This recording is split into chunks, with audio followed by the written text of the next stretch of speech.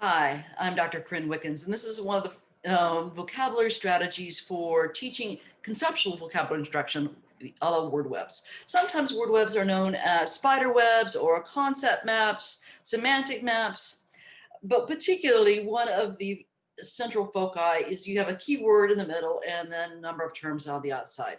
And it's particularly good for activating background knowledge. So as I mentioned, word webs are good for activating background knowledge.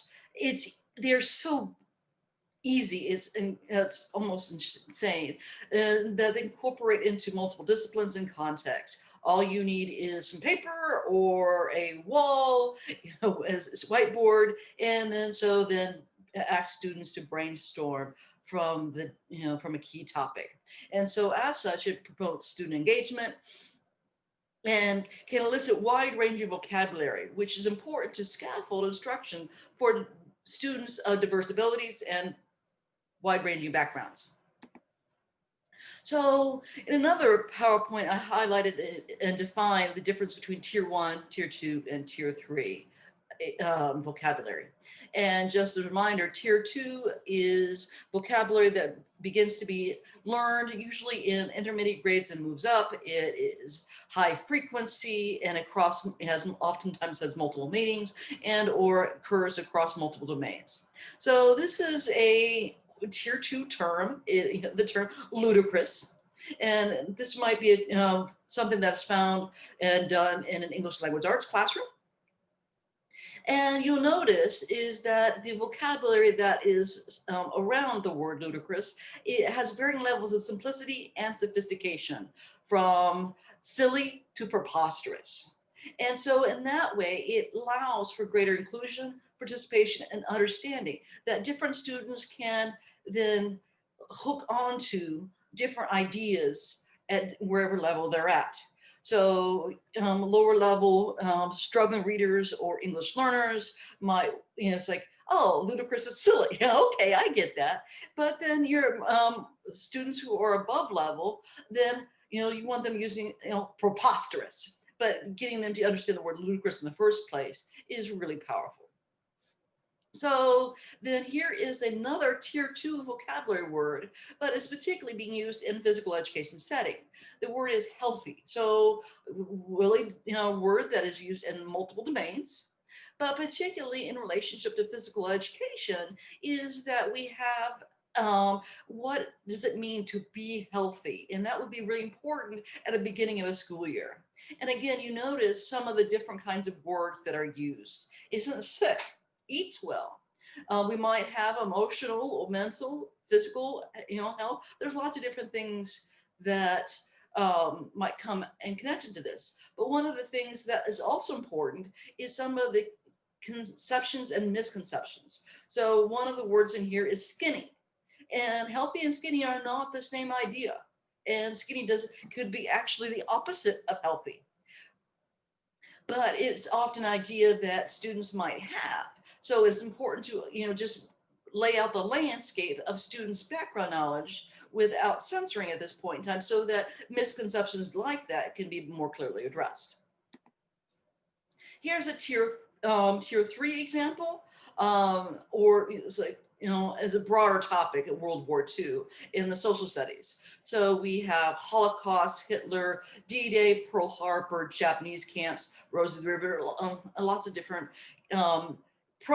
key ideas and concepts, people, so that we can get a sense and activate students' background knowledge of a big topic. So World War II would be, typically spanned multiple days, potentially a couple of weeks, depending. And so then getting a sense of what comes to mind when they think about World War II is really useful.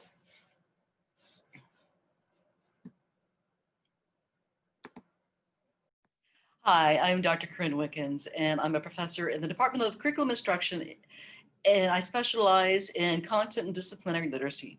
And I'm modeling a very different conceptual vocabulary strategies today. And so this next one I'm doing is word web. And it's really hard to do word webs by oneself because part of what is powerful about it is the conversation and discussion that happens either in small groups or especially large groups. But this is granted that a climate of support and acceptance has been established so that all can participate. And we have voices from all levels and abilities. So when you only have one person, then you only get the background of that one individual. So this is, as I model, I am going to try to pretend, so I want you to pretend with me that we might have a number of different perspectives. So, and I like to do, this is an activity that I love to do on a whiteboard with a large group because I can get multiple perspectives. And for physical education, I am using the word aerobic.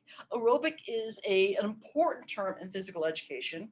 It is one of the core foundational components that helps deal with, as far as dealing with cardiovascular and one's ability to understand what kind of exercise one should engage in. So I am going to pause and then write so that I don't have to write and then talk to you at the same time. And then I will explain some of the different ideas that I've come up with. Okay, so very simply, I have a couple key ideas. One is that I know that aerobic deals with oxygen and the transportation of oxygen from the heart and lungs. I also know that it's transportation to the muscles, and that a couple of different exercises that are normally associated with is swimming and running. And that is key element of cardiovascular system. But I also want you to think and look at is I have a scientific phrase here, pretty simple vocabulary with heart and lungs, compared to cardiovascular, much more higher order level. And so what is important about that is that we, through a word web, can develop vocabulary of lots of different students at lots of different levels. So that we can then highlight, we have some extra, we could then use a follow-up word web with a list group label, which I will model later, and where we have activities, exercises that promote aerobic exercise. And we could have the cardiovascular system that aerobic exercise and aerobic connects to. And we more definitional or elemental components of aerobic, aero being Greek related to oxygen. So that range of vocabulary is really, really important to help facilitate engagement in a word web. This next example comes back from the sociology text and related to elements of socialization. Section 3. So this is a big idea in sociology, the idea of how are we socialized into cultural and social norms. Now, by the time I've gotten 100 pages into, which is where this is at, I've got a pretty decent sense. So this was not an idea that I would want to begin right off the bat, because now I may not have any clue what you're talking about.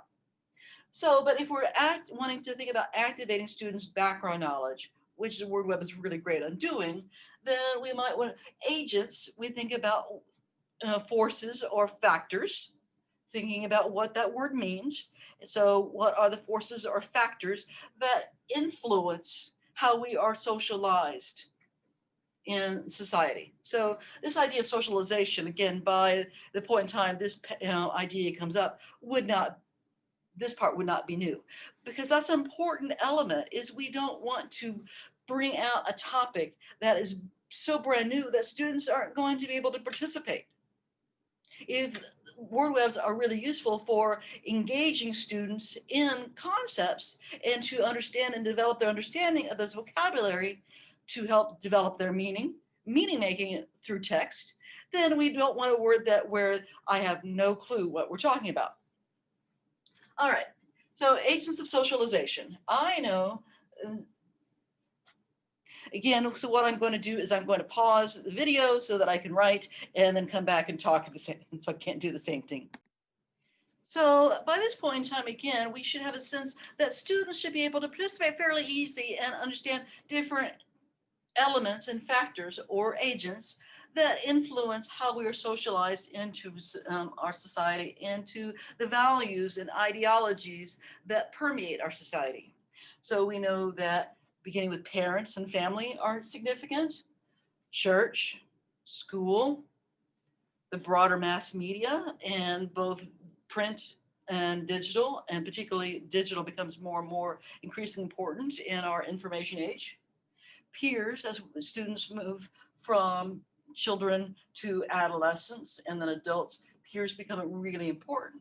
But our agents are also culturally significant, and so they impart different ideologies and values based on culture. And as that, all of these agents are value laden. And sometimes those values, like between school and family and peers, may come into conflict. And so then we have to mediate and negotiate those different value systems as within our society. The last concept I'm going to model is particularly with the idea of English language arts, but it could also be used in social studies. But notice, this is a broad-based term. It is considered a tier 2 rather than a tier 3. Remember that tier 3 vocabulary are specialized, technical, disciplinary specific. Resistance is not that. It is a tier 2 word that is used across multiple levels and multiple disciplines. It's fairly common, but it's not going to be one of our early words that we learn within grades 3 through 5, say. But resistance is a really powerful idea because it connects to as a thematic idea. So that's why we can talk about in English language arts or in social studies, what is the notion of resistance? What do we mean by resistance? Who is doing resistance? To what? And why? And so then it creates a great opportunity for students to brainstorm ideas. What does it look like? What does it mean? Who are exemplars of resistance? And so that as they move into the following ideas, is they're building on a theme or a concept that is not disciplinary specific, but they can connect to. So students can connect to the idea of resistance and then use that information that they're going to learn in the upcoming lesson to something they already really understand. So I have, in this example, a lot more because the word resistance allows me to have a lot more ideas because it is not discipline specific. I can think about multiple different ways and connections and associations. So in this set, I have, again, some very specific and broader base. I have examples and synonyms and things we might. So I'm going to start with most simply the idea of standing up for oneself as resistance. And we have other synonyms like to confront, to combat, or defy. So as we help develop students' vocabularies, we can help them come up with different active verbs they might be using in their writing. And examples of social movements that involves resistance, most notably, we can think of desegregation and the civil rights movement. But more currently, and so some students might recognize the hashtag, others, I would presume most would, but again, some of, if you have a recent immigrant that has moved in, they might not recognize that what a hashtag means and what BLM stands for. So for some of that actually need to be a higher level idea and so where based on background knowledge. So Black Lives Matter. I have a couple other examples with Jackie Robinson. So trying to bring in some of those who like sports and trying to think about integration and resistance through sports. And given the current time period and the death of Ruth Bader Ginsburg. And so and I couldn't draw, the symbol of, power. So the idea, those are some of the ideas. And so students, I would be able to guess is that you would have trouble keeping up. And that's what often happens with me when I'm doing word webs is students are calling out louder and faster than I can write. So at least in this example, in this way, is it gives me time to write. But that's the joy of word webs as well, is that they are calling out so quickly and excitedly and trying to get their ideas incorporated and listed on the board. And so that really is wondrous. So for activating background knowledge, Word Web is quick, it's easy, it's simple. So we could use it for tier 2 as we do here, and we use it for tier 3. And so that students can then create different associations as they move forward into the unit.